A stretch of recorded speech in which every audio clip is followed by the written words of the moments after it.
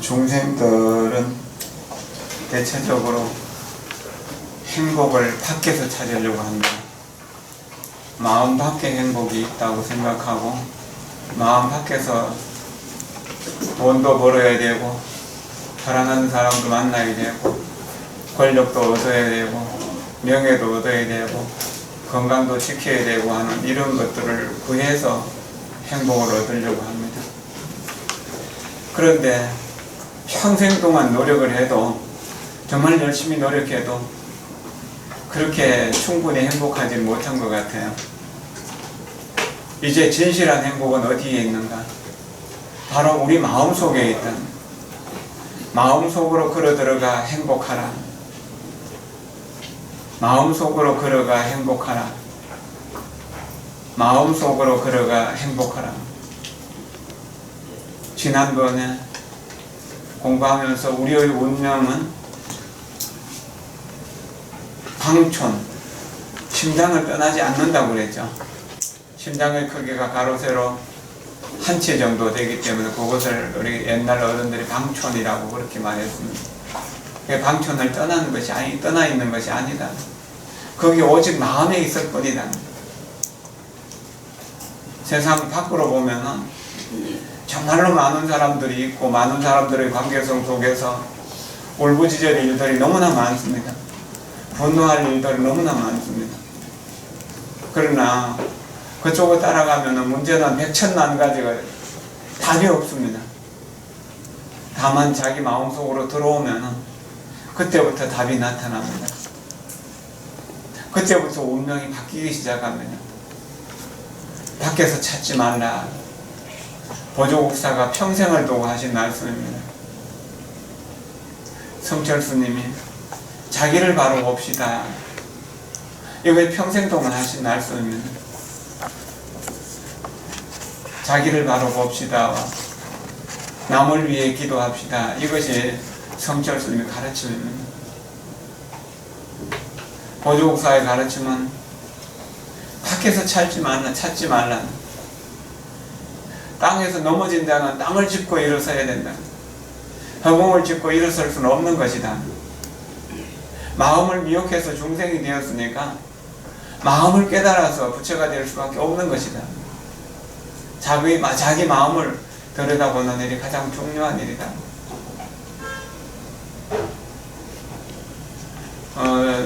우리 정토종에서는 여산해원선사를 정토종의 제1조로 삼습니다.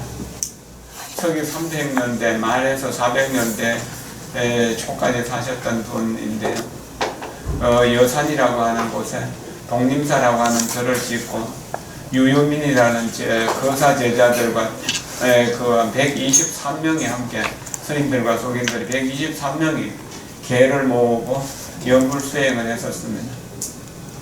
그리고 여산해원 스님이 그 구마라섭 삼장법사에게 대성의 의리에, 대성의 이치에 대해서 문답한 그런 내용들도 있습니다.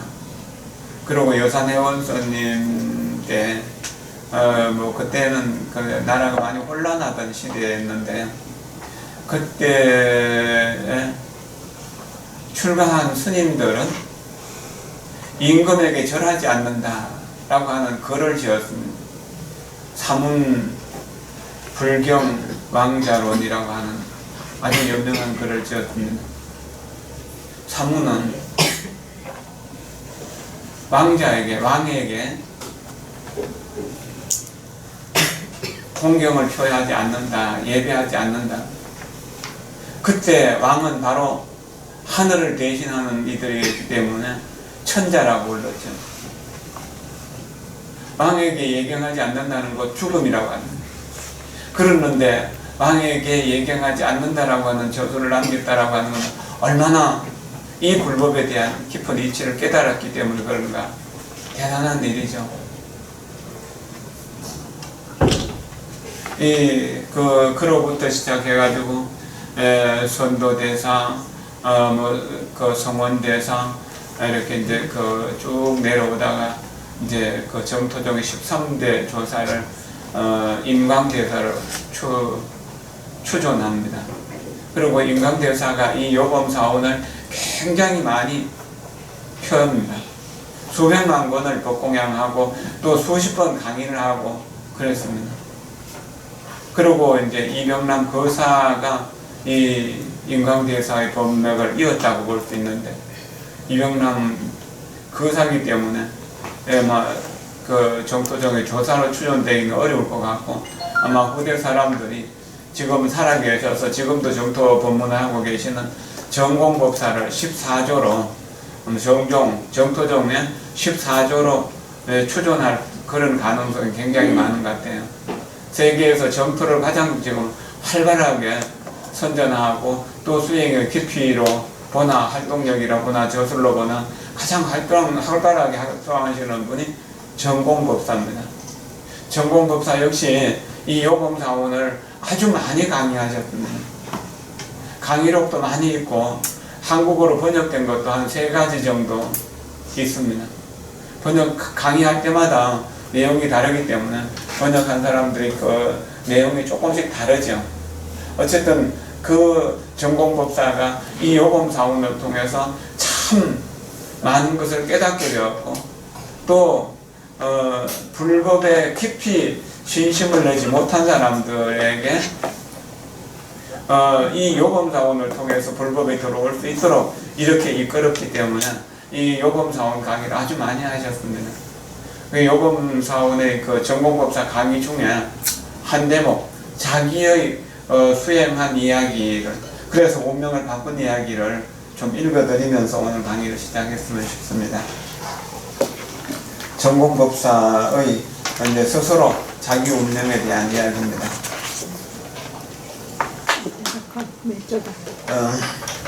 조용히 들어주십시오. 우리가 착한 생각 하나를 일으켜서 다른 사람에게 이익을 주고 사회에 이익을 주고 나아가 중생에게 이익을 준다면 그 과보로 복을 받게 됩니다. 우리가 나쁜 생각 하나를 일으켜서 다른 사람에게 손해를 끼치고 내 이익을 챙긴다면 그 과보는 흉입니다. 그것은 재앙입니다. 우리에게 재앙이 온다면 그런 과보들이죠. 어떤 한 사람의 일생의 기륭화복은 자기 자신의 마음과 생각 그리고 언어 때문에 만들어지는 과보입니다. 그렇기 때문에 운명은 내가 만든다고 말하는 것입니다. 정말로 분명히 알아서 통달한 사람이라면 이런 말과 사실을 기꺼이 인정할 수밖에 없습니다. 그래서 이 일생 중에 어떤 종류의 횡력이나 나쁜 상황을 만나게 되더라도 절대로 하늘을 원망하는 일은 없겠죠. 아무리 나에게 나쁜 상황이 온다고 하더라도 하늘을 원망하거나 다른 사람을 원망하지 않는다는 이야기입니다. 이것은 내가 지어서 내가 받는 것이니까. 더더구나 사람을 원망하는 일 따위는 절대 없을 것입니다.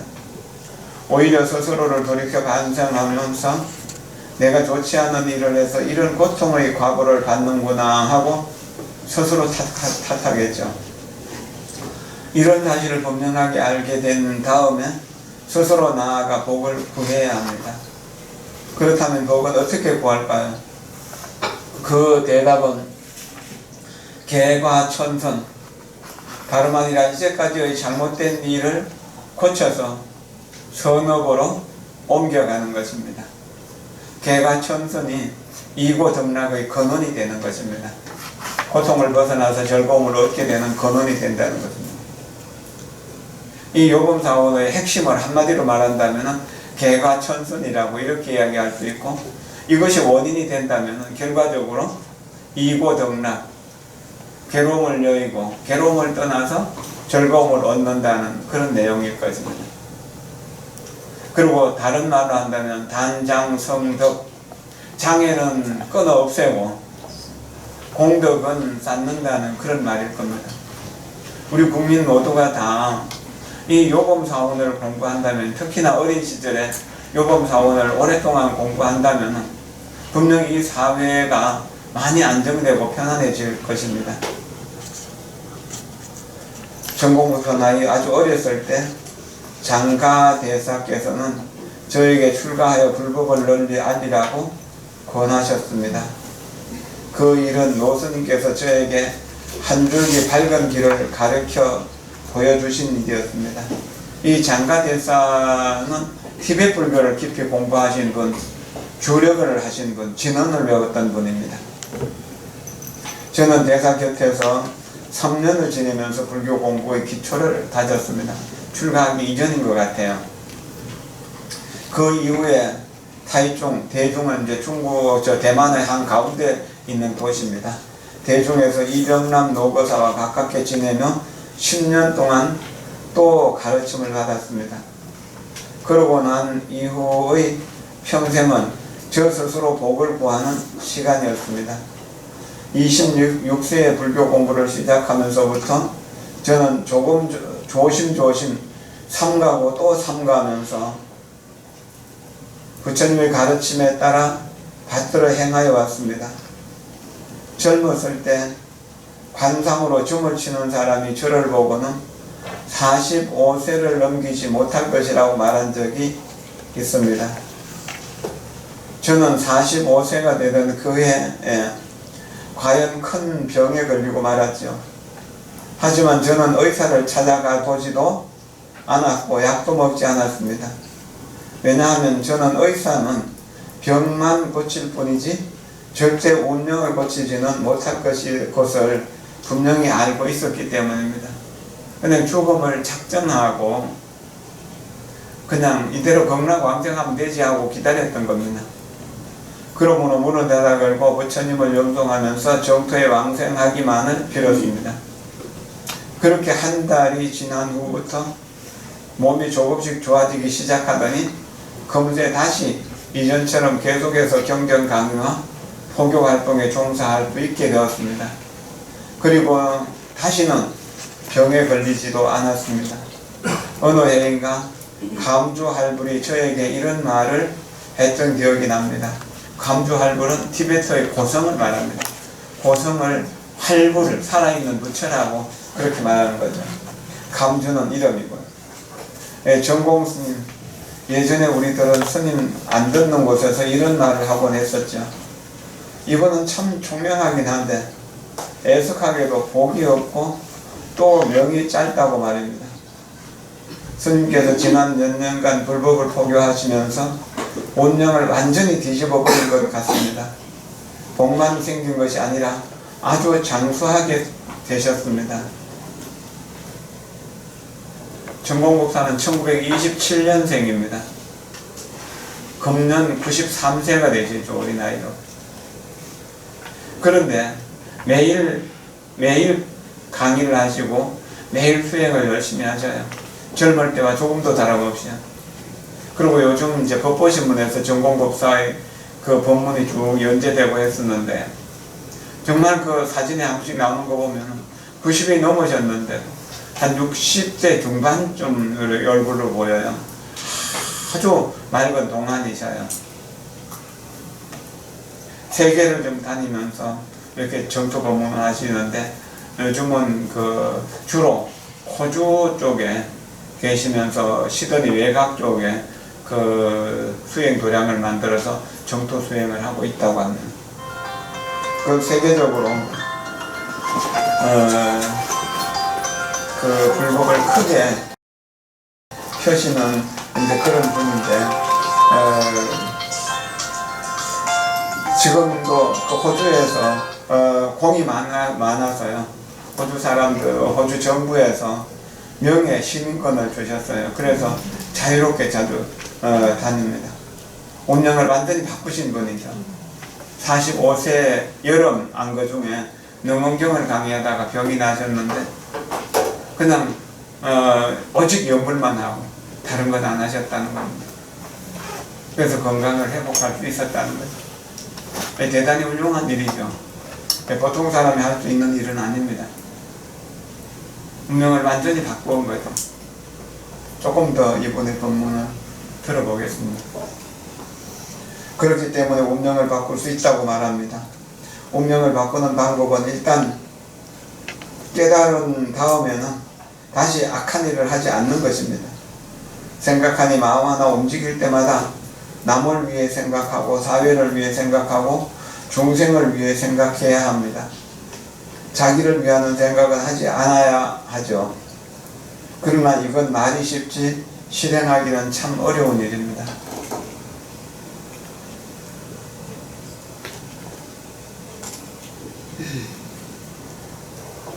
생각 하나마 마음 하나 움직일 때마다 남을 위해서 생각하고 사회를 위해서 생각하고 중생을 위해서 생각해야 합니다. 이것이 참 어렵습니다. 티베트 불교에서는 저는 이것을 철저하게 보리심의 기본이라고 생각합니다. 이타적인 마음. 자기를 위하는 생각은 하지 않아야죠. 자기를 위하는 일, 그건 하지 말아야 됩니다.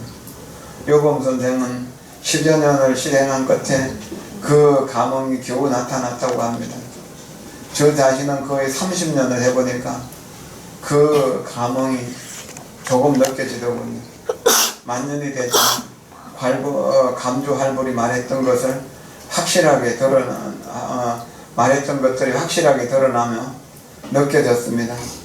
저는 갈수록 모든 일이 순조롭고 마음도 갈수록 청정해지는 것을 느끼게 됩니다. 저도 50년 가까이 되니까 조금씩 느껴지는 것 같아요.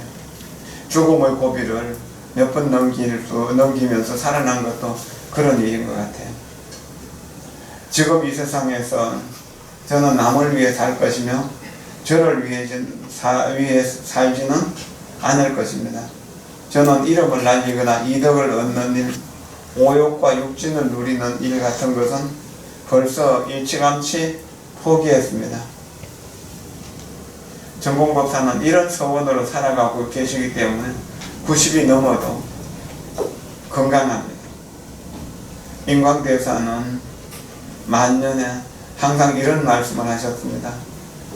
나는 가진 것이 아무것도 없다. 그리고 죽음도 두렵지 않다.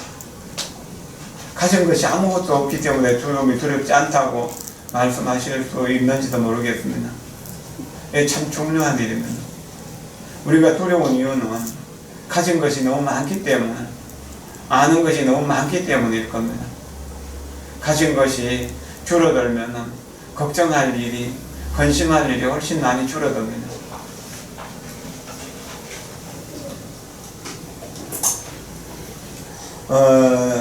저도 지금 이러한 경계에 들어선 듯합니다. 스스로 아무것도 가지지 않았고 정말 죽음도 전혀 두렵지 않습니다. 죽음이라는 것은 저에게 있어서 한바탕 즐거운 일일 뿐입니다. 자, 죽음을 여러분 어떻게 생각하시겠습니까?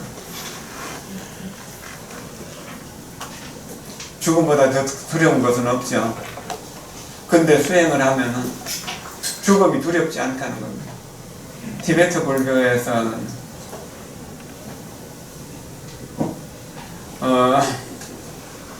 수행을 보통 한 사람은 죽음을 두려워하지 않는다. 조금 잘한 사람은 죽음을 싫어하지 않는다. 아주 수행을 잘한 사람은 기쁘고 즐겁게 죽음을 맞이한다는 겁니다. 저는 여기에 얼만큼 자신이 있을지 모르겠습니다. 지금 제가 소유하고 있는 것에 대한 집착은 별로 없습니다. 누구에게나 줄 수 있는 것들이죠. 가진 것들, 모든 것들을. 그리고 죽음은 궁금한 일이죠. 그러나 그렇게 두려운 일은 아닐 것 같다는 생각이 들어요. 단명하다는 소리 많이 들었는데 지금까지 사는 것만 해도 고마운 일이니까. 근데 남에게 이익을 줄 수 있다면 만일기도 해안까지 살면은 99세까 89세까지는 살 수 있을 거니까 89세나 90세까지 산다면은 세상에 더 많은 이익을 줄 수 있다면은 그때까지 살 수 있을 것 같기도 하죠. 죽음이라는 것은 전공법수 말씀입니다. 저에게 있어서 한바탕 즐거운 일일 뿐입니다. 왜냐하면 저는 죽은 다음에 어디로 가는지를 알기 때문입니다. 태어날 때 어디에서부터 오는 것인지, 죽고 나서 어디로 가는지 이제 확실히 압니다. 이것이 바로 운명은 내가 만들고 복은 스스로 구한다는 말의 뜻입니다. 요범 선생은 운명을 고치는 일을 아주 힘들게 하였습니다. 저 일생은 아주 다행스럽게도 요범 선생에 비하면 운명을 고치는 일이 순조로웠습니다. 그 원인은 아마도 제가 처음부터 끝까지 스승의 곁을 떠나지 않았기 때문이죠. 스승을 가까이 한다는 건 참 중요한 일입니다. 스승은 내 앞길을 열어주시는 분이고, 밝혀주시는 분이고, 넘어진 사람을 일으켜 세워주시는 분, 그럼을 걸을 줄 모르는 사람이 걸을 수 있도록 해주시고, 목적지가 없는 사람은 목적지를 만들어주시는 분이죠. 스승이 항상 제 곁에서 채찍질하며 지도해 주셨으니 13년 동안 곁에서 이끌어 주시고 가르쳐 주셨던 혜택이 참으로 컸습니다. 젊을 때 비록 아주 열심히 공부했어도 옛 사람들은 말하는 표준에도 조차 도달하지 못했습니다.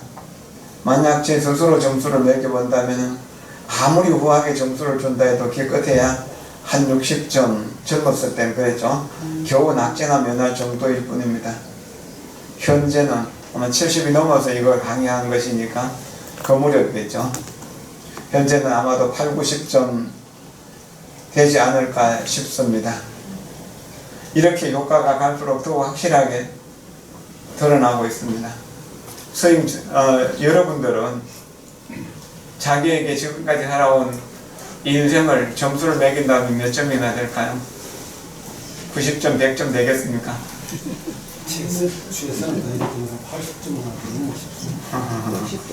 공부를 아주 잘하신 거죠. 80점 됐다면. 여기에서 분명히 말씀드릴 수 있는 것은 이 요범사원을 끝까지 공부하고 함께 수행을 계속해서 선행을 쌓아간다면 분명히 여러분들도 전공법사처럼 운명을 바꿀 수 있을 것입니다. 저도 지금까지 살아있는 걸 보면 낙제 점수는 아니었겠죠. 젊을 때부터. 그러나 지금 생각해보면 아직 까마득해요. 그래서 할 수 있는 한 선행을 하고 할 수 있는 한 공덕을 짓는 일을 하려고 합니다. 남이 싫어하는 일을 될 수 있는 대로 안 하고 남들이 좋아할 일들을 가능한 많이 하려고 하는 것이죠. 이것이 조금 더 나아지면 길이기도 하죠. 해운대에서 오시는 분, 지금 오시는 책 없는 분 좀 책 좀 드리세요. 윤 이사님.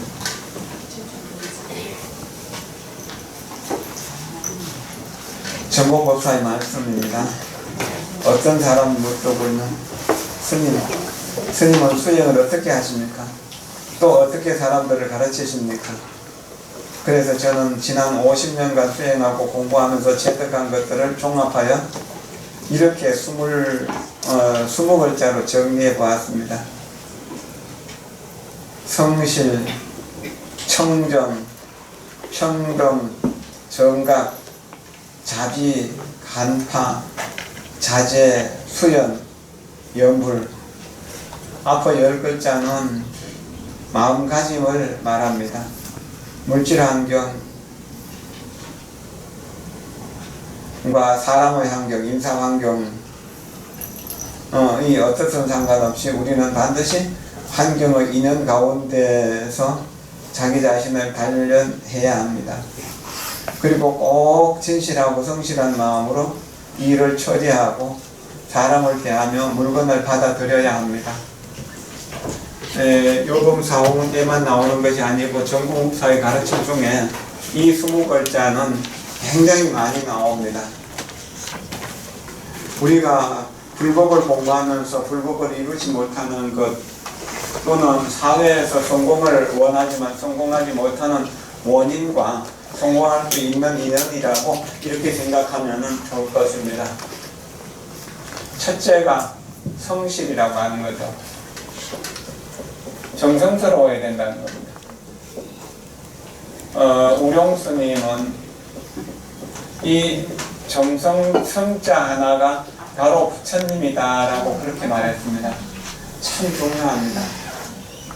지금 2달 동안 우리나라를 이렇게 시끄럽게 하던 뉴스의 초점에 이 정성과 진실이 없기 때문에 그런 것 아닌가요? 가장 무서운 일입니다. 정말로 80 노인이 과거장에 들어가는 것처럼,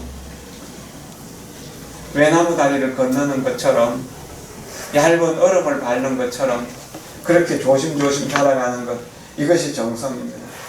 이렇게 정성스럽게 살아가면은, 성실하게 살아가면은, 그러면 청정하게 됩니다. 네.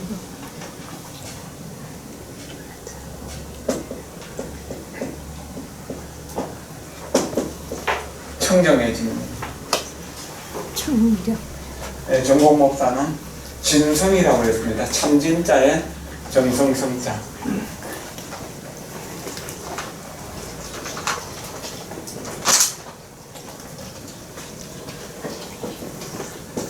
참 무서운 말입니다. 진성. 이거 진성이라는 게 참 이루어지기 어려워. 법당에서 1시간 동안 기도를 해도요, 이 정말로 진실하고 정성스럽게 기도하고 또 이렇게 그렇게 해갖고 청정한 마음이 되는 것은 1분, 2분 혹은 5분도 어렵습니다. 해보신 분들 다 기억하실 겁니다. 그러나 오랫동안 꾸준히 하면은 깊이 들어가고 좀 더 깊이 들어갈 수 있어집니다. 아주 중요한 일이거든요.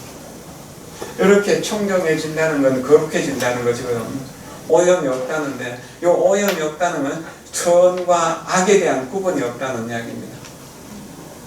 그렇기 때문에 그 다음에 나오는 것이 평등이거든요.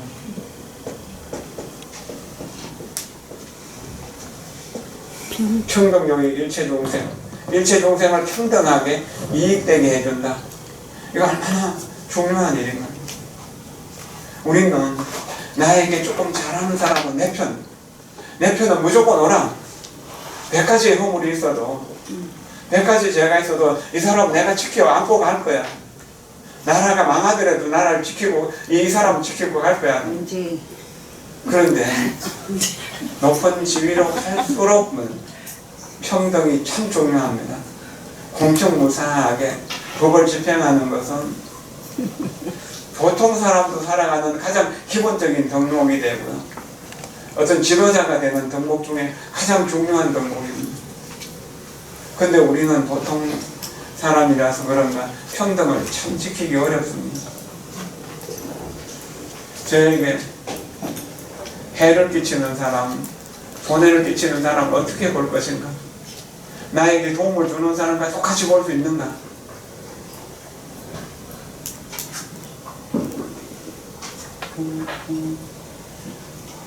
여기 또 이야기가 나오는데, 모기, 파리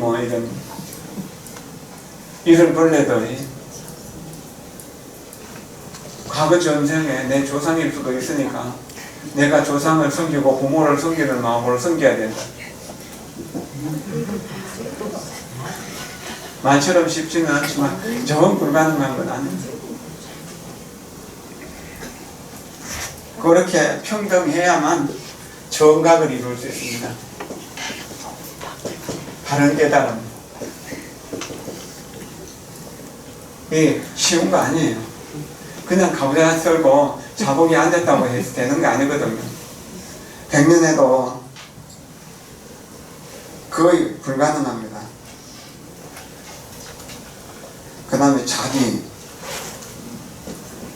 여기서 평등에서 나오는, 정각에서 나오는 그런 마음이어야 자비심이 되는 거죠. 우리들의 마음은 그건 거의 불가능합니다. 이 5가지는 대체적으로 자신의 마음가짐입니다.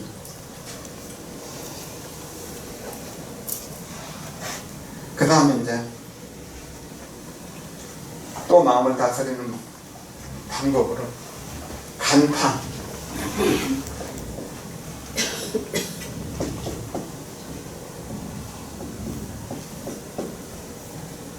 간파.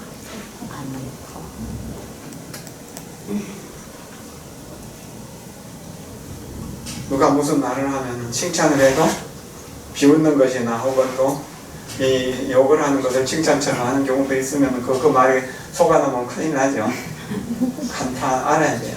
저 사람의 행동, 저 사람의 말, 내 행동, 내 말을 항상 간파하고 있어야 돼요. 그러면 여기에 집착하는 마음이 없어지게 됩니다. 그래서 방화하게 돼요. 방화는 내려놓는다. 생각을 내려놓는다. 방화, 생각을 내려놓는다. 조주 스님께 어떤 스님이 찾아가서 절을 하고 나서 저는 아무것도 가져온 것이 없습니다. 이럴 때 어찌 해야 됩니까? 조주 스님 하시는 말씀, 방화착하라, 내려놓으라. 아무것도 안 가져왔는데 무엇을 내려놓으란 말입니까? 그러면 가지고 가거라 그랬다. 자, 조주 스님이 내려놓으라고 한 말은 무엇일까요? 네. 아무것도 안 가져왔다는 생각, 그걸 내려놓으라는 이야기입니다. 좋은 생각도 나쁜 생각도 내려놓아야 됩니다.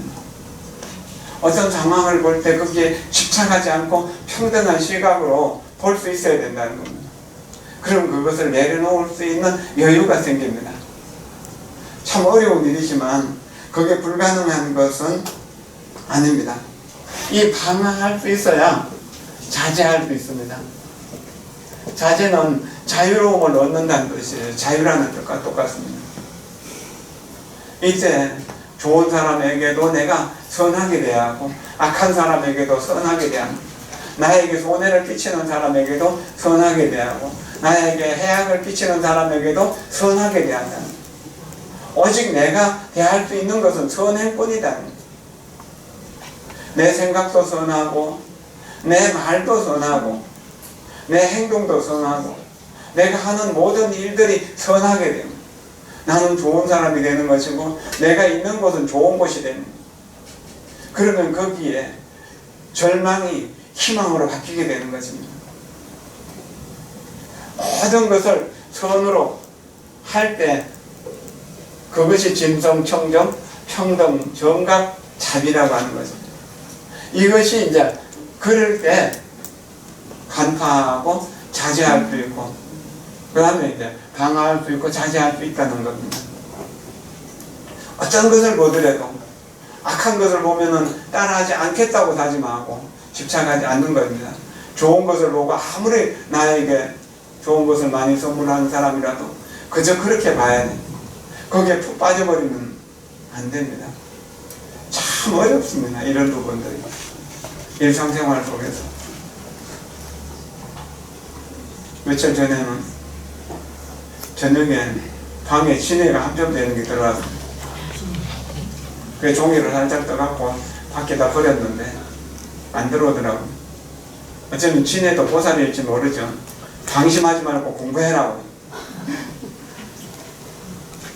전에 송강사 있을 때도 그 서울에 어떤 회의를 하고 밤 늦게 방에 왔는데 그 방에 큰 진해가 있더라고요. 그래 썰어내버리고 그래 자기는 했는데 그런데 그 진해에 대한 두려움이 전혀 없진 않는데 미움은 안 생겨요. 그리고 진해 보살하면서 그냥 이렇게 썰어낼 수 있어요. 근데 보통 사람들은 그걸 죽여버리더라고요. 죽일 수는 없는 거죠. 자제할 수 있어야 수연하는 겁니다. 인연을 따른다.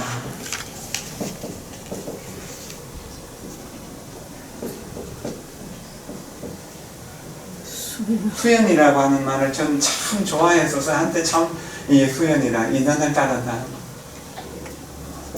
근데 이것이 갈수록 어려워져요.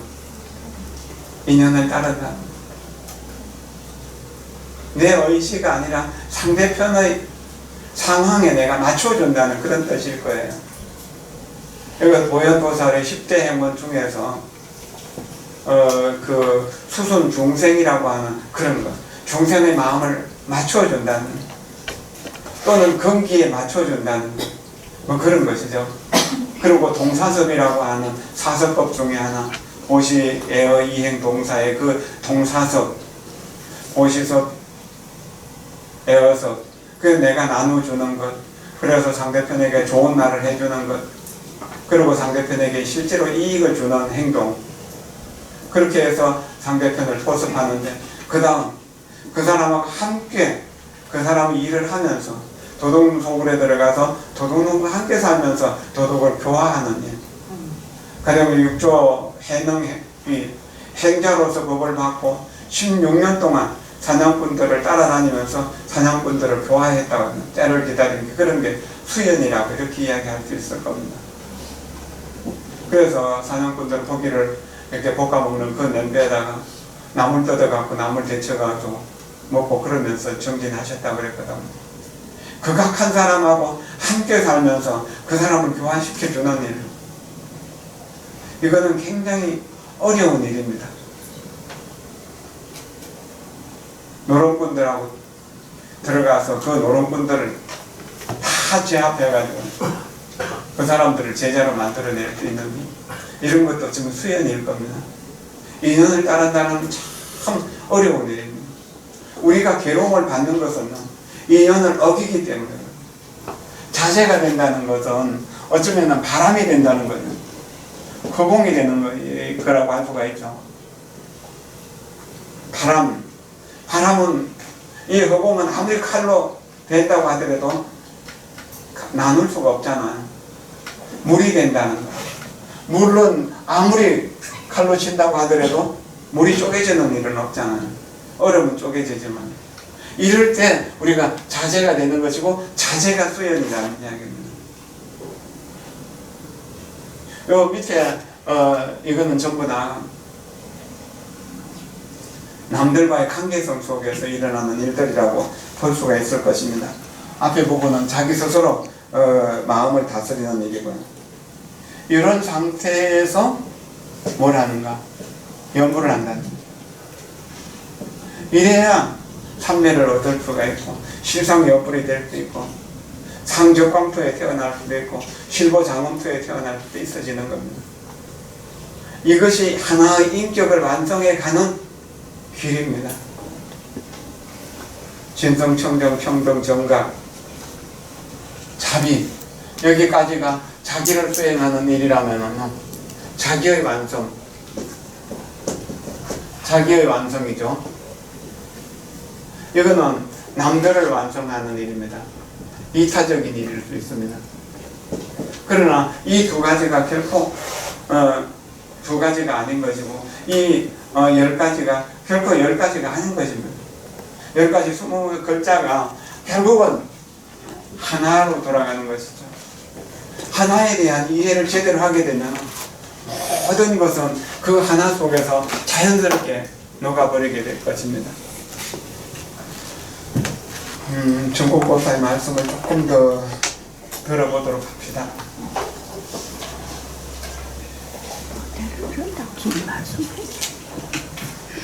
지금 우리가 그렇게 안 된다고 하더라도 걱정할 건 없습니다. 한 번 듣고 한 번 더 와가지고 다 알 수 있는 건 아니잖아요. 오랫동안 연습하면 그게 가능해집니다. 다른 사람들이 설사 헛되고 망령된 마음으로 나를 대한다 하더라도 그건 상관하지 마십시오. 남이 뭐라 하든 그건 상관하지 마십시오.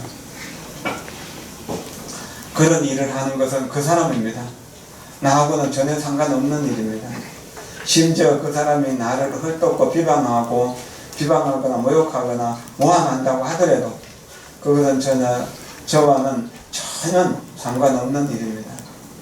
다만 나만 한결같이 진실하고 성실하게 사람들을 대하면 됩니다. 이렇게 하면 운명이 바뀌어 복이 되는 일이 아주 빨리 올 것입니다. 재앙은 소멸되고 복은 오는 것입니다. 인연을 따라서 과거에 지은 나쁜 업들은 자연스럽게 녹여서 공덕을 만들어가고, 또 다시는 새롭게 재앙을 불러올 나쁜 일을 하지 않겠다고 다짐을 하는 것입니다. 어려운 일이죠.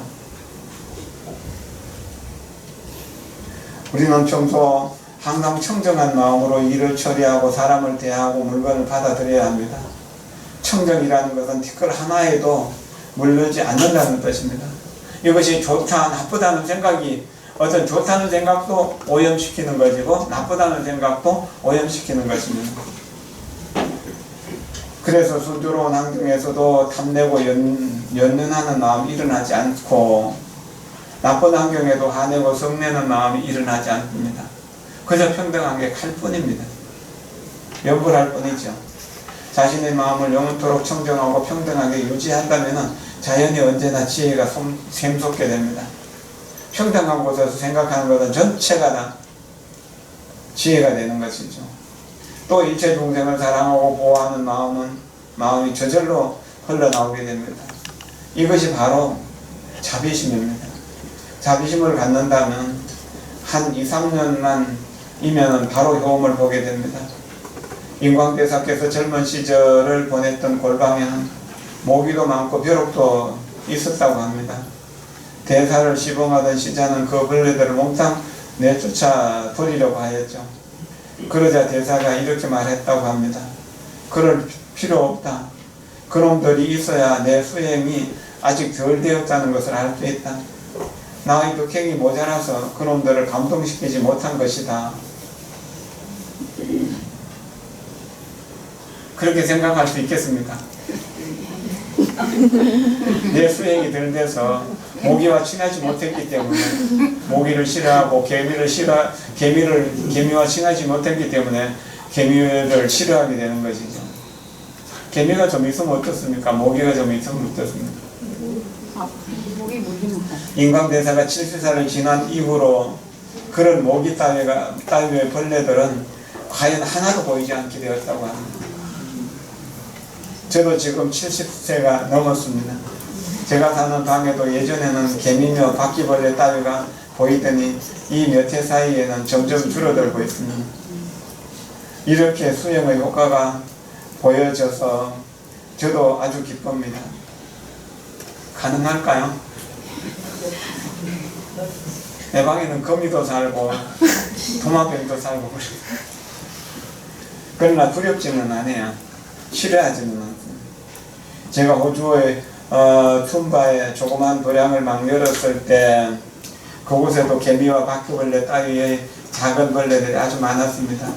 그 산 위의 도량에는 2명의 도반이 함께 살고 있었죠. 저는 도반들에게 절대 벌레를 죽이지 말라고 당부했습니다. 오히려 그 벌레들을 청정한 마음, 공경하는 마음, 진실하고 성실한 사랑의 마음으로 대하라고 하였죠. 오히려 그 벌레들을 청정한 마음, 공경하는 마음, 진실하고 성실한 사랑의 마음으로 대하려고 하였죠. 가능할까요? 힘들죠. 그러나 그렇게 해야 됩니다. 그냥 벌레를 해치지 않는 것이 아니라 그것들을 해치고 싶다는 마음조차 끊으라고 했습니다. 그래서 벌레를 볼 때는 우리는 합장하고 이렇게 부르곤 했습니다. 개미 보살님, 바퀴벌레 보살님, 이제 진해 보살님, 거미 보살님 그래야 될 거 아니에요. 모기 보살님.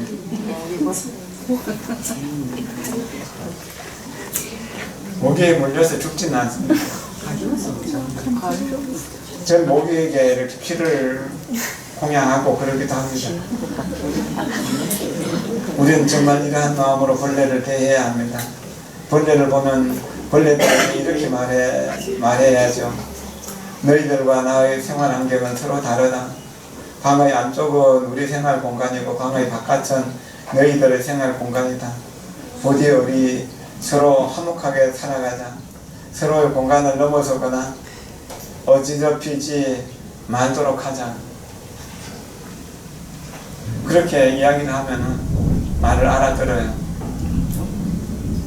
혹 못 알아들어도요, 한두 번 또 좀 타이르면 알아듣습니다. 제가 거처하는 방에 모기는 좀 많이 안 오는 것 같더라고요.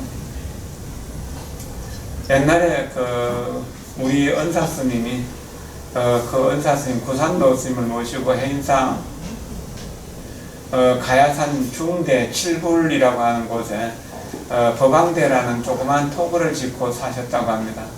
유교 동란이 일어나기 직전이었는데 한 6개월 사셨는지 모르겠어요. 근데 그때 물이 참 귀했다고 합니다. 물을 길러다 먹는 일이 굉장히 양식을 길러 먹는 일보다 힘들었다고 그래요. 양식은 한 번 찍어 오면은 뭐 한 달씩 먹을 수 있는데 물은 매일 길러니까 멀리서 길러 오려면 힘들잖아요. 그래서 그 물을 좀 가까이 있는 곳에서 먹을 수 있었으면 좋겠다고 이렇게 생각했다고 합니다. 그런데 저녁에 늘 이렇게 정진을 하고 있으면은 밖에 이제 고양이 우는 숨 쉬는 소리 있죠. 색색 하는 숨 쉬는 소리가 들리고 그랬다. 그래서 이제 화장실에 가기 위해 문을 열면은 슉 하고 지나가고 그랬다. 그 당시만 해도 호랑이가 거기 있었던 것 같아요. 그래서 어느 날 밤새 그 호랑이가 끙끙거리면서 이렇게 뭔가 힘들게 뭐를 하고 있더라는 겁니다. 그래서 수성상자가 오늘 이제 여기서 우리가 호랑이 밥이 될지 모르겠다고 밤새 걱정하면서 있었다네요. 근데 새벽녘쯤 되니까 쿵 하는 소리가 나고 그러고는 조용하더라는 겁니다. 그 날이 밝고 한참 지난 뒤에 이제 나와 보니까 그 호랑이가 큰 바위 하나를 흘려놨는데 그 흘린 바위 밑에서 물이 퐁퐁 솟아오르더라는 겁니다. 홈이 가지고 이렇게 우물을 만들어서 그 물을 가지고 정제를 하셨다고 그래요. 교봉스님이 그 말씀을 들으시고 그래 구사는 내생복을 땡겨서 쓴다고 그렇게 하셨다고 그래요. 너무 선하고 너무 정진을 잘 하시니까 그것이 가능하다는 겁니다. 우리 스님을 모시고 살면서도 스님이 참 복이 많은 어르신이다 생각을 했는데요. 그런 짐승들도 도움을 준다는 이야기입니다. 맹수가 얼마나 무섭습니까, 호랑이. 호랑이를 무서워하지 않고 정진하셨다는 이야기죠. 우리는 뭐 호랑이도 무서워하지 않는 어른도 있는데 모기까지 뭐 무서워할 게 있겠어요. 그렇게 하였더니 그러니까 너희들과 나의 생활 환경은 서로 다르다. 방 안쪽은 우리들의 생활 공간이고 방 바깥은 너희들의 생활 공간이다. 부디 우리 서로 화목하게 살아가자. 서로의 공간을 넘어서거나 어지럽히지 말도록 하자. 그렇게 하였더니 지난 1년 반 동안에 개미는 한 90% 정도가 줄었습니다. 옛날처럼 때를 지어 줄지어 다니는 일은 없었습니다. 우리가 이런 작은 동물들을 대할 때만 그렇게 하자는 것이 아닙니다.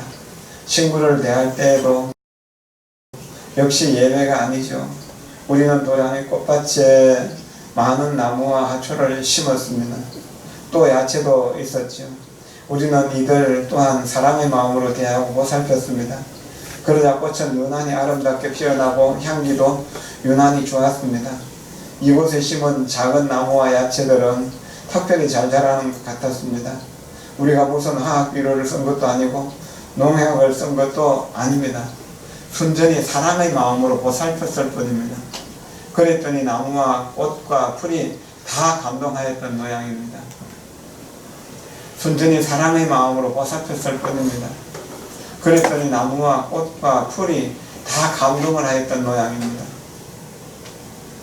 순전히 사랑의 마음으로 보살폈을 뿐입니다. 그랬더니 나무와 꽃과 풀이 다 감동을 하였던 모양입니다.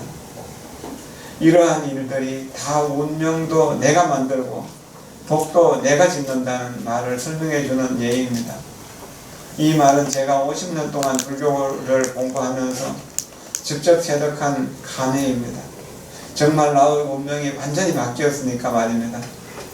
비록 제가 아직 대자재와 대원만의 경지에 이르렀다고는 못하겠지만 그러나 적어도 자제하고 오만한 경지가 가까이 다가가고 있지 않습니까?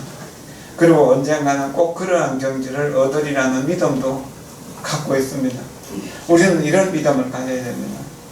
지금은 별 볼일 없는 중생이지만 우리는 위대한 보살이 될 수 있고 위대한 성인이 될 수 있다는 믿음.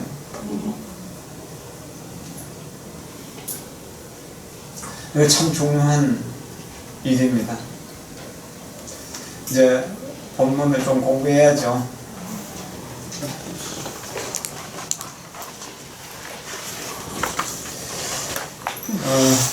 지난 시간에 운곡 선사에게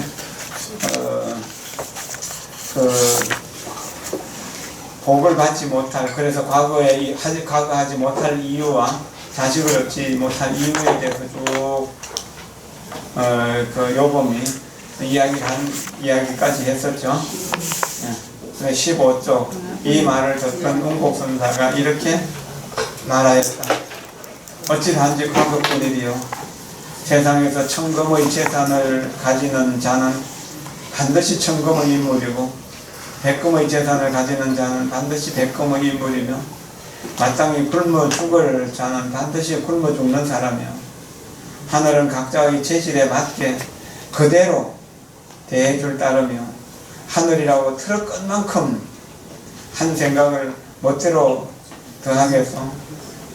만약 자식을 낳는다면 100대의 공덕이 있는 자는 마땅히 100대 동안 자손들이 그를 보전하게 되어 또 10대의 공덕이 있는 자는 마땅히 10대 동안 자손들이 그를 보전하게 될 것이며 3대 2대의 공덕이 있는 자는 마땅히 3대 2대 동안 자손들이 그를 보존하게 될 것이요.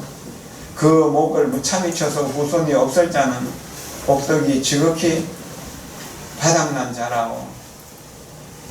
이 부분 참 중요한 부분이죠.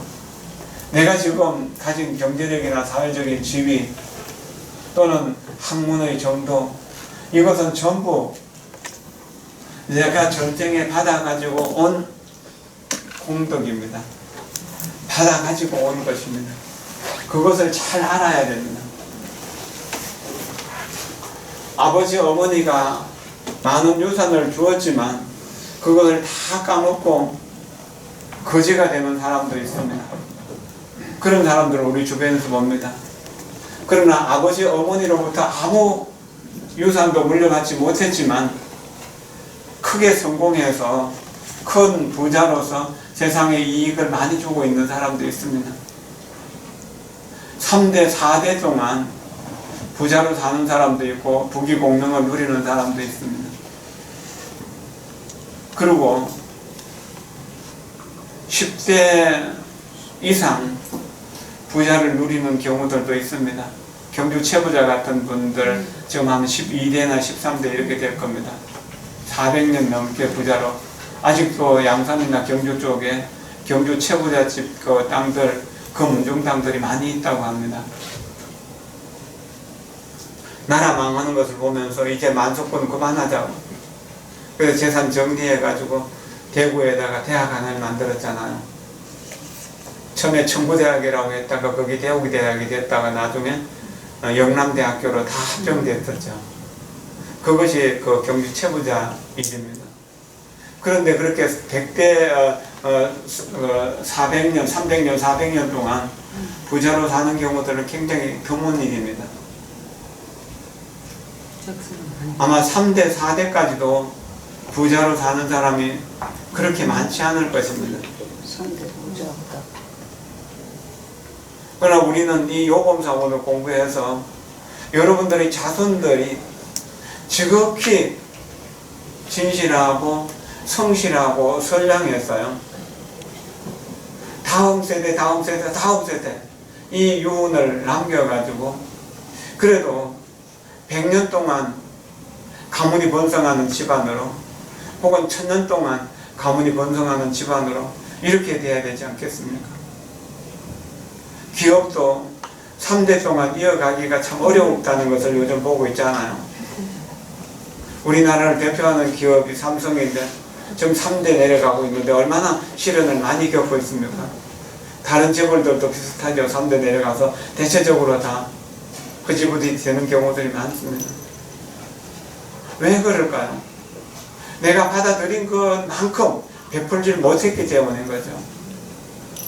이 주변에서도 옛날에 가난하게 살 때 땅 많이 사갖고 갑자기 도시계획 되면서 부자 된 사람들이 오히려 가난하게 살 때보다 더 못한 그런 삶을 살아가는 사람들이 들어있거든요. 지금 우리가 가난하다고 걱정할 일이 없습니다. 내 형편껏 진실하게 남들을 많이 도와준다면 경제적인 염려는 안 해도 됩니다. 간호사에 제가 처음 와가지고 사는 보살들이 이렇게 종무소에서 스님처럼 살면은 절 안 됩니다. 우리 저기 자한거사도 그런 생각을 했을 겁니다. 그리고 최근에 도진 스님이나 우리 부조지 스님 와서 사는 거 보면 희한하다고. 돈이 없다는 겁니다. 근데 계속 돈 쓸 일들을 할 수 있다는 얘기. 그리고 30년 동안 꾸준히 관음사가 커갔습니다.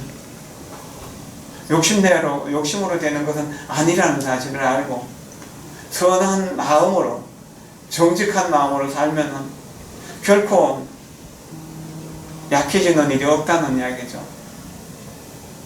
검생에는 뭐 전공법사나 인강대사나 뭐 큰 스님처럼 될 수는 없었지 하더라도 이렇게 정진하면 다음 생에는 곧 인간으로 환생하게 되고 또 출가자가 되어서 동진으로 출가해서 수행을 잘해서 법을 교화하고 펴나가는 일들이 훨씬 더 클 수 있을 것이라는 생각을 해보는 겁니다. 여러분들의 자녀들이 여러분들을 살아있는 동안에 힘들게 하지 않겠다고 그렇게 할 수 있는 자녀들을 만들어가야 됩니다. 사실 부모가 자식 때문에 아주 어렵게 산 경우들이 많거든요. 저기 김해 가락교에 중학교 교장 스님을 지낸 그 김거사님 92세인가 3세까지 사셨는데 나중에 그 80 넘어서는 퇴직하고 얼마 안 돼갖고 자기 아들이 아버지 뭐 사업을 아버지가 이렇게 벌어놓은 돈까지 완전히 다 까먹고 자살하게 됐거든요. 그리고 자기가 노인연금 받는 거 가지고 겨우겨우 생활하고 딸이 하나 있었는데 그 딸이 그저 이제 조금씩 돌봐주고 그랬었고 나중에는 이제 저하고 인연이 돼가지고 그 가서 뭐 이렇게 보살들 청소도 해주고 그러다가 이제 나중에 그처가 혼자 계실 수 없어가지고 요양원에 와서 몇 년 계시다가 돌아가셨거든요. 그래도 굉장히 깨끗하고 굉장히 참 정직하게 사셨던 어른이었어요. 보살님은 암에 걸려갖고 막 일찍 돌아가셨고 혼자 영감이 남았었는데 그 이제 자기 보살님 죽고 난 뒤에 아들은 사업해갖고 망하게 되고 그래가지고 굉장히 어렵게 살았었거든요. 자식을 잘못 가르치면 그렇게 되는 경우들이 많습니다.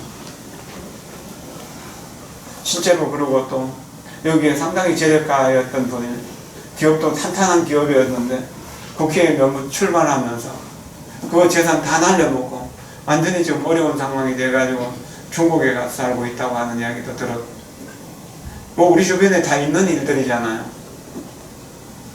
내가 부자라고 이 부를 다음 세대까지 지켜갈 거라고 보장하기 어렵습니다.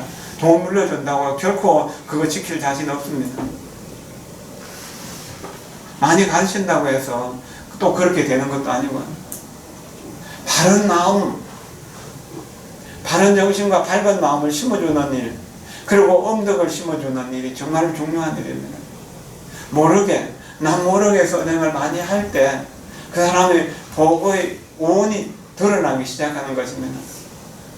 그래서 천금을 가질 사람은 천금을 가질 수 있고 만금을 가질 사람은 만금을 가질 수 있는 것입니다. 자수성가해 갖고 만금을 가진 사람들, 만석을 누린 사람들도 있습니다. 정주행 회장 같은 분은 정말 너무 가난했던 집안에서 가출해가지고 자수성가해갖고 세계적인 기업을 이뤘잖아요. 그럴 수 있는 것이라고. 그리고 그거는 아들, 딸들이 잘하면 지킬 수 있고 잘못하면 지키기가 굉장히 어렵습니다. 키우는 것이 중요한 것이 아니라 지켜나가는 것이 중요한 일입니다.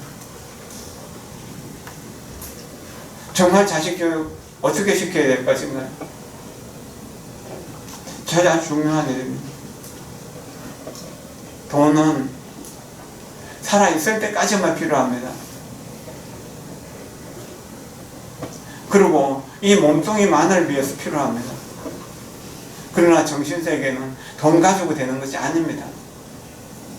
철저하게 내가 내 재산을 어떻게 관리할 것인가, 그리고 내 후대가 나보다 더 나아질 수 있을까, 그런 걸 생각해 봐야 됩니다.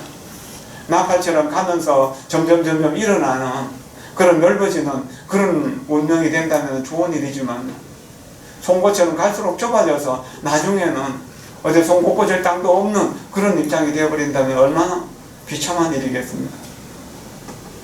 우리가 겸손하고 선량하게 살아야 되는 이유가 그런 것입니다. 그럼 남들에게 비참한 모습 안 보여주려고 최소한 그렇게라도 돼야 되기 때문에 남들에게 나쁜 놈 소리 안 들으면서 살 수 있어야 된다는 겁니다. 나쁜 놈 소리 들으면서 지금 재벌로 산다면은 그 재산은 결코 오래가지 못합니다.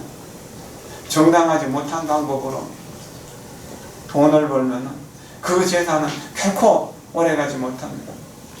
우리 어린 시절에 박정희 대통령 막 이렇게 5.16 군사혁명을 일으키고 미국의 그때 대통령이 존 F 케네디 대통령이죠. 굉장히 파워가 있는 분이었죠. 근데 그분이 재임 중에 총에 맞아 죽잖아요. 암살당하죠. 그리고 그 사형제가 있었는데 그 사람이 둘째고, 첫째는 공군인가 장교였는데 이제 전사했었고, 셋째는 로버트 케네디인데 그 다음에 대통령 출마했다가 요새 하던 중에 선거운동 하던 중에 암살당했죠. 넷째가 에드워드 케네디가 그 상원의원을 여러 번 지내고 대통령 출마까지는 못했었죠. 그런데 지금 얼마 전에 그 집이 완전히 몰락했다는 이야기 들었습니다. 그 존 F 케네디의 할아버지 되시는 분이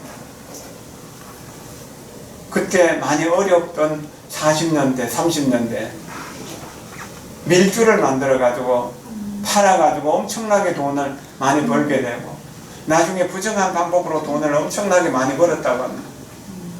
그걸 가지고 아들은 비교적 지켰고 손자는 대통령까지 되었지만 자기 뜻을 펴내지 못했습니다. 이런 겁니다. 건전하지 못한 방법으로 살게 되면은 어느 순간 이렇게 반짝하고 세상을 떠들썩하는 큰 인물이 될 수 있습니다. 그러나 다음 세대 가면 완전히 캄캄한 검은 밤이 되어버릴 수 있습니다. 언제나 물이 흐르듯이 강물이 흐르듯이 변함없이 그렇게 부자로서 살아야죠. 명성을 누리면서 살아야죠. 덕행을 갖추면서 살아야죠. 왕교들도 아주 덕행을 많이 하는 왕교들은 오랫동안 지속됩니다. 그러나 덕행이 없는 사람들은 쉽게 몰락해버립니다. 춘추전국 시대에 굉장히 나라가 많이 생겨나고 소멸되고 생겨나고 소멸되고 그랬습니다. 그것이 이제 정리돼가지고 진시황, 진나라 사람이 첫 번째 황제가 됐어서 진시황제라고 그러거든요. 그분이 육국을 통일해가지고 진시황이 됐거든요. 시황제가 되었어요. 그랬지만 2대 때 바로 망해버렸잖아요. 자기도 제대로 살지도 못하고 아무도 쳐들어오지 못하게 만리장성을 쌓고 자기가 호화롭게 살기 위해서 아방궁도 지었지만 불로초를 구하기 위해 가지고 온 세상에다 사람들을 보내 가지고 불로초를 구했지만 불로초도 구하지 못했고 자기도 자기 부하에게 바로 시해당했거든. 그 뒤로 초나라 한나라가 싸워갖고 유방이 이겨서 한나라가 이겨갖고 한나라가 한 400년 정도 이어왔지만 한나라 말이 얼마나 어지럽습니까? 삼국지가 그 어지러운 이야기들을 꾸며놓은 것이거든. 한 나라가 일어나서 망하는 것이 그렇게 300년 400년 가는 것도 굉장히 어려운 일입니다. 온 나라 사람들이 그 나라를 지키기 위해서 그렇게 노력하는데도 그렇습니다. 여러분들도 가문을 지키기 위해서 뭔가 선행을 좀 베풀어서 이 나도 안정되고 가정도 안정되고 사회도 안정될 수 있도록 해야 됩니다. 그러기 위해서는 자비롭게 선량하게 살아야 됩니다. 겸손하고 검소하게 살아야 됩니다. 그리고 남들에게 많이 베풀면서 살아야 됩니다. 그래야 비교적 안정된 삶을 살아갈 수 있습니다. 내가 굶어 죽을 상황이 된다고 하더라도 그것을 정말로 스스로 자각할 수 있으면 큰 부자가 될 수도 있는 것입니다. 무식하고 가난하고 병약한 것, 그 세 가지 재산을 가지고 세계적인 기업을 이루신 분도 있잖아요. 우리는 내가 가진 것이 부족하기 때문에 나를 도와주는 사람이 약하기 때문에 안 된다고 그렇게 할 필요는 없습니다. 모든 것은 내가 만들고 내가 짓는 것입니다. 남을 비난하거나 남을 헛뜯어대야 될 일은 아무것도 없는 것입니다. 다만 그것뿐입니다. 그대가 이미 그 다음 봅시다. 그대가 이미 잘못된 줄을 알았으니 장차 과거 시험에 겁제하지도 못하고 자식도 낳지 못할 박복한 운명일라 진심을 다해 쇄신하고 거치시오. 이게 중요합니다. 장차 과거 시험에 겁제하지도 못하고 자식도 낳지 못할 박복한 운명일라 진심을 다해 쇄신하고 거치시오. 이것이 참회입니다. 힘써 덕을 쌓고 거칠고 더러운 것을 포용하며 사람들을 온화하게 대하고 사랑하도록 힘쓰십시오. 종전의 이러저러한 행실은 이미 어제 죽은 것과 같이 생각하고 앞으로 다가올 여러 가지 것은 바로 오늘 새로이 생겨나는 것과 같이 여기시오. 이것이 바로 어디로 다시 태어난 몸이라고 말하는 것이요. 무릇 혈육의 몸은 어차피 원수가 있기 마련이지만 어리의 몸, 정신세계는 어찌 하늘을 감동시켜 바꿀 수 없겠소. 우리가 기도를 하면서 수행을 하면서 영업을 얻는 것을 감흥이라고 합니다. 느낄 감자, 감동이라는 감자와 그 다음에 이제 응할 응자, 감흥이죠. 응은 우리에게 부처님이 주시는 응답이고요. 감은 우리가 부처님을 감동시키는 일입니다. 우리가 부처님을 감동시킬 때 부처님이 거기에 응해서 응답을 내려주시는데 그것이 병든 사람은 병을 고쳐주고 가난한 사람은 경제력을 받쳐가지고 부자가 되게 해주고 자식이 없는 사람은 자식을 얻게 해주고 발을 잘 되는 사람은 부드럽고 유순한 사람으로 바꾸어줄 수 있는 일입니다. 이 감흥이란 이런 것입니다. 내가 나를 감동시킬 때 부처님을 감동시킬 수 있는 일이 되고 부처님을 감동시킬 때 거기에 대한 응답이 나에게 온다는 겁니다. 중생감 보살 재불응이라고 이렇게 해야겠죠.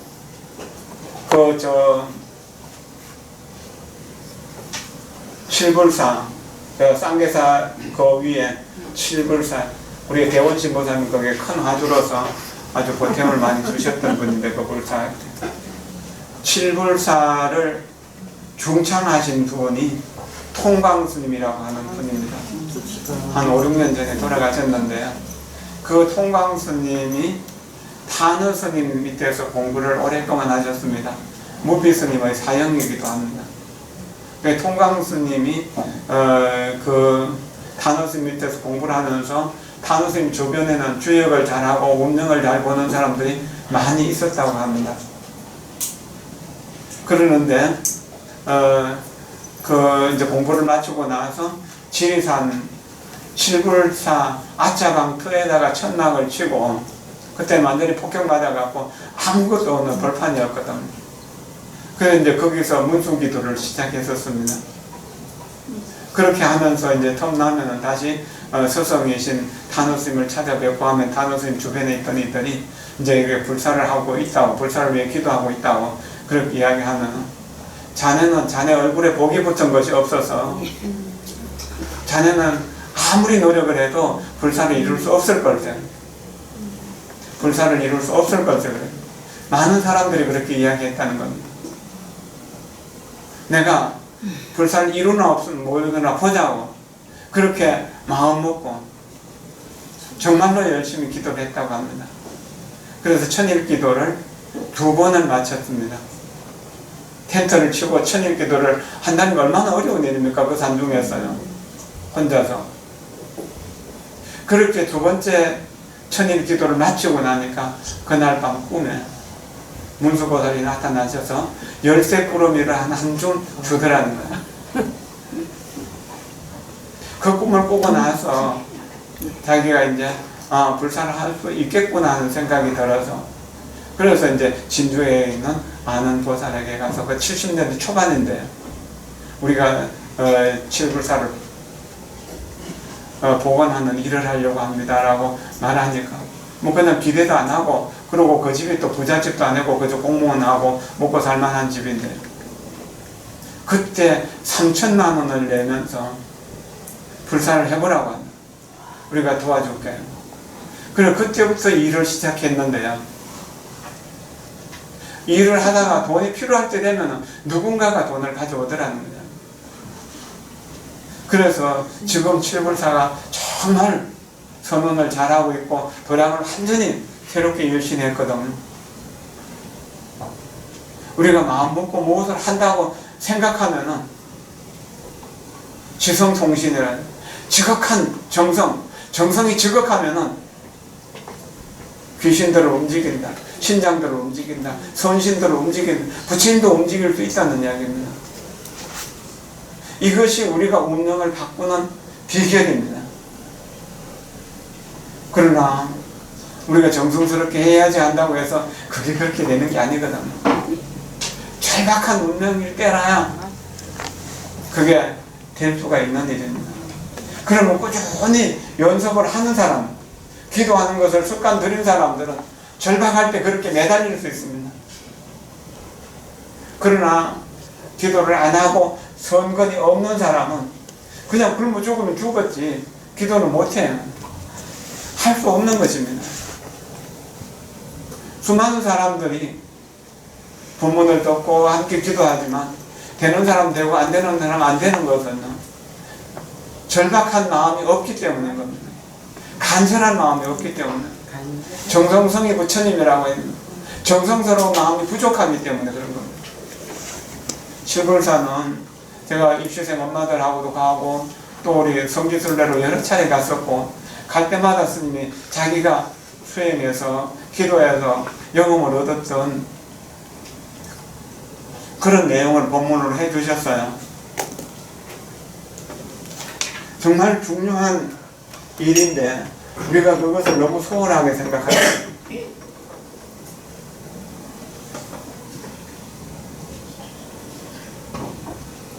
남 탓해가지고는 되는 일은 없습니다.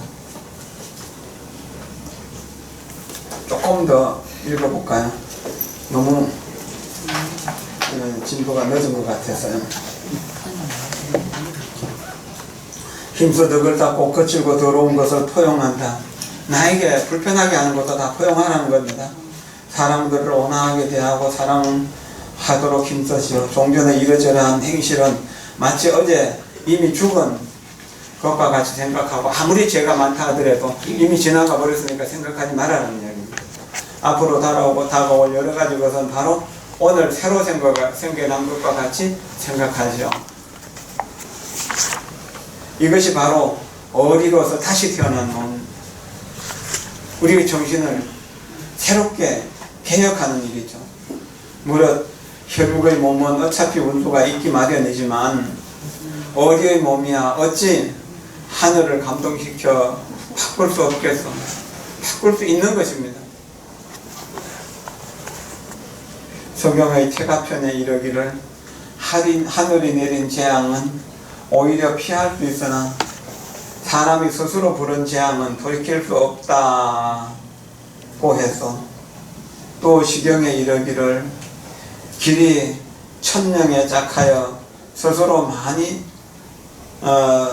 많은 복을 구한다고 말해서, 공선생이 그대는 과거에 급제하지 못하고 자식을 낳지 못할 운명이요 라고 말한 것은 바로 하늘이 내린 숙명으로 피할 수 있는 것이고, 그대가 지금 덕성을 확충하고 좋은 일에 힘을 써서 엄덕을 많이 쌓는다면 이것은 바로 스스로 짓는 복이니 어찌 복禄을 받아 누리지 않을 수 있겠소.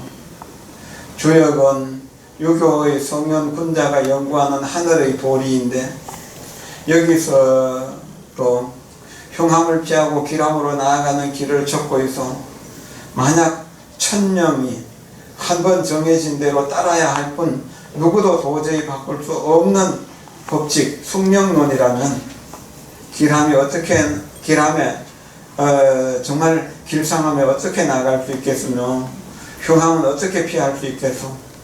주역을 열면 제일 첫머리에 등장하는 구절이 곧 선을 쌓는 집안에는 반드시 남아 넘치는 경사가 있다. 이게 입춘방으로 많이 써붙이는 거죠. 적선지가 필요여경이라. 그리고 입춘대길, 건양다경이라고 하는 뭐 그런 이야기를 많이 써붙이는 내용입니다. 또 그 다음 구절이 뭐냐면은 적불선지가 필요여왕이라고 그래서 여러 가지 재앙이 따라온다는 겁니다. 불선한 일을 쌓으면은 여러 가지 재앙이 따라온다는 이야기입니다. 경사가 있다는 반드시 남아 넘치는 경사가 있다는 법칙이요. 그대는 이 말을 믿을 수 있겠소. 나는 그 말을 믿고 절을 올리며 가르침을 받들었다. 배수라고 하는 말인데요. 이게 이제 절을 하면서 가르침을 받아들였다. 어떤 좋은 가르침이 올 때 그 가르침을 내 몸과 마음을 다해서 받아들인다는 것, 그것이 배수라고 하는 겁니다. 우리가 아침, 저녁, 점심, 저녁 세 차례에 걸쳐서 부처님께 예경을 하는 것도 부처님 가르침을 무언 중에 배수하는 것, 받아들이는 겁니다. 절을 하면서 받아들이는 겁니다. 지극히 공경하는 마음으로 받아들인다는 이야기죠. 우리가 사주팔자로 정해진 운명, 전생의 업으로 만들어진 운명, 이것은 고칠 수 있는 것입니다. 반드시 고칠 수 있는 것입니다. 그런데 내가 지금 살면서 내 생각이나 말이나 행동으로 여러 가지 잘못을 저지른 그것은 하늘도 부처님도 어떻게 할 수가 없습니다. 오직 계율과 선정과 지혜를 부지런히 닦는 수행, 그리고 부지런히 선행을, 진실한 마음으로 선행을 닦는 그 공덕이 아니고는 우리의 악행을, 또 악행으로 오는 여러 가지 재앙을 피할 방법이 없습니다.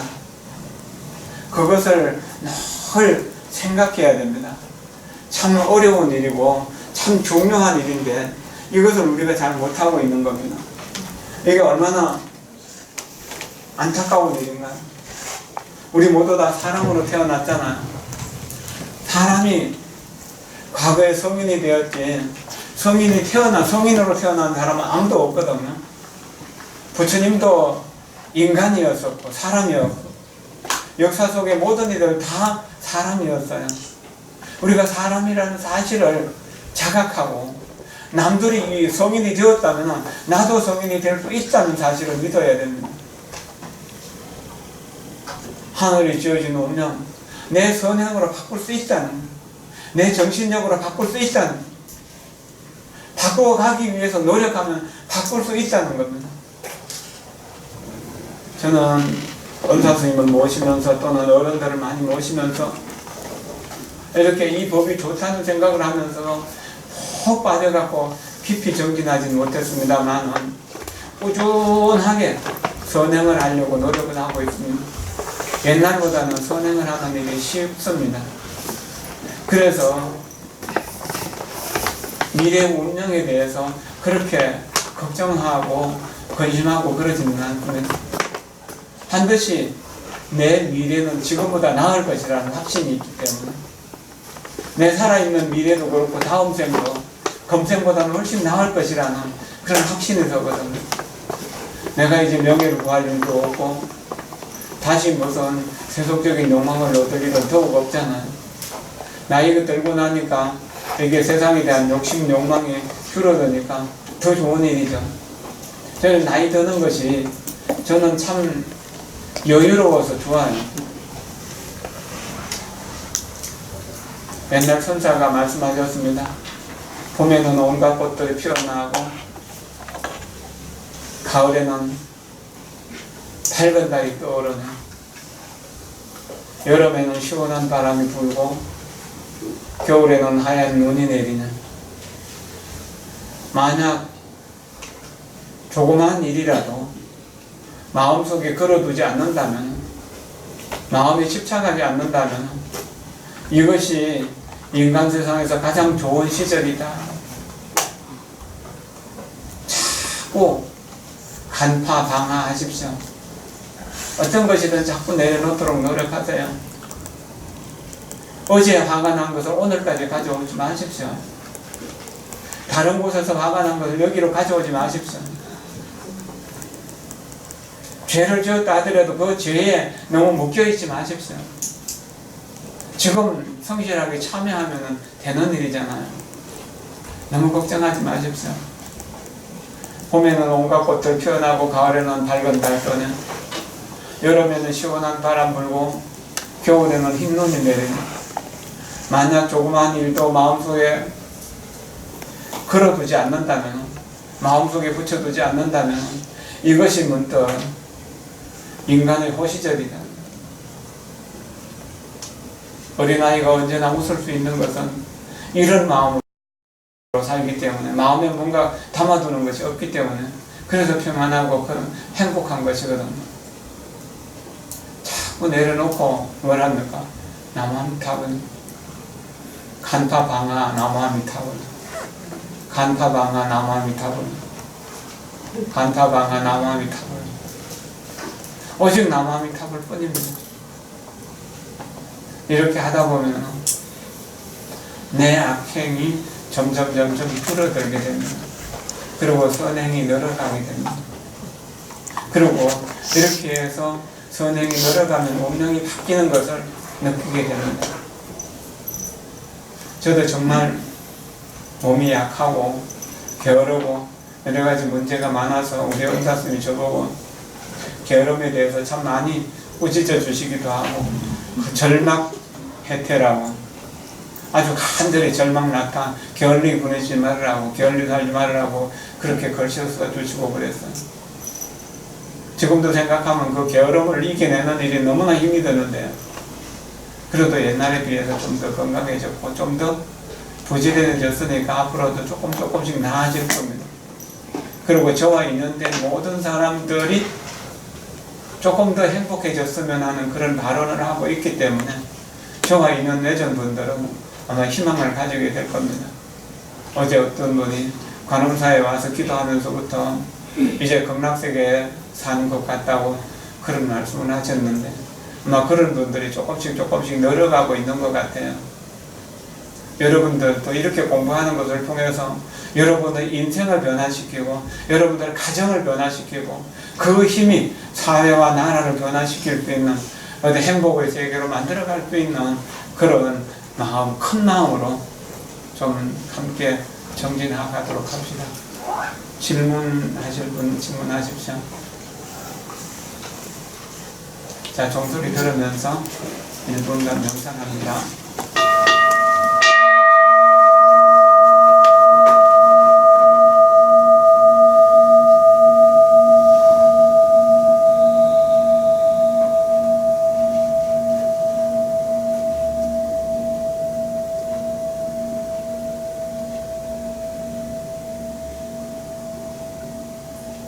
내 마음이 극락정통, 내 성품이 아미타불. 내 마음이 극락정통, 내 성품이 아미타불. 내 마음이 극락정통, 내 성품이 아미타불.